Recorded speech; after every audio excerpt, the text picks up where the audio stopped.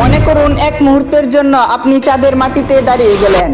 চারপাশে শুধু ধূসর ধুলো আর পাথর, কিন্তু মাথা তুলে তাকাতেই এমন একটা দৃশ্য দেখবেন যেটা পৃথিবী থেকে কখনোই দেখা সম্ভব নয়। একটা বিশাল নীল পৃথিবী। চাঁদের মাটি আসলে নরম বালির মতো নয়, সেখানে রয়েছে অসংখ্য ছোট বড় পাথর, ধুলা আর বিশাল গর্ত। এই ধুলাকে বলা হয় লুনার রেগোলিথ। সবচেয়ে অদ্ভুত ব্যাপার হলো সূর্য আকাশে থাকা সত্ত্বেও চাঁদ থেকে আকাশ কালো দেখায়, কারণ চাঁদের বায়ুমণ্ডল পৃথিবীর মতো ঘন নয়, তাই সূর্যের আলো ছড়িয়ে নীল আকাশ তৈরি করতে পারে না। এবার আসি সবচেয়ে আসল ব্যাপারে।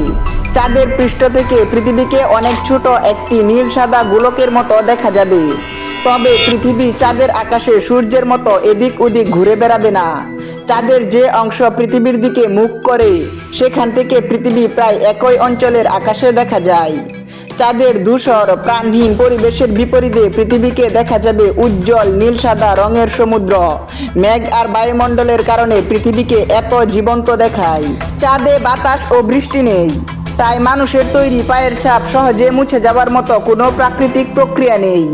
এজন্য চাঁদের পৃষ্ঠে তৈরি পায়ের ছাপ অত্যন্ত দীর্ঘ সময় থাকতে পারে। অর্থাৎ চাঁদের মাটিতে দাঁড়ালে আপনি শুধু অন্য একটা জগৎ দেখবেন না, সেখান থেকে নিজের পৃথিবীকেও সম্পূর্ণ অন্যরকম মনে হবে। আর হয়তো এটাই চাঁদের সবচেয়ে আশ্চর্য দৃশ্য। ভিডিওটি ভালো লাগলে লাইক করুন এবং এমন ভিডিও নিয়মিত পেতে এখনই সাবস্ক্রাইব করুন।